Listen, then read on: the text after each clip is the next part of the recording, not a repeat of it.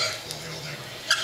We begin tonight with the Republican field for the presidency, which, despite now boasting no fewer than 8 viable candidates and Newt Gingrich, has still left the Republican base looking for alternatives. But are there alternatives looking for them?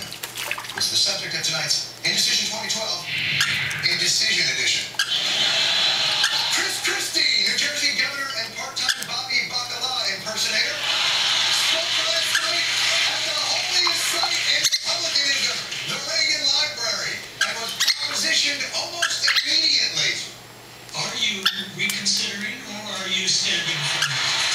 Listen, I'll be really succinct about this. I saw something great today on the Politico website. I don't mean to be an advertiser for Politico, but they put 1 minute and 53 seconds of my answers strung back to back to back to back together on the question of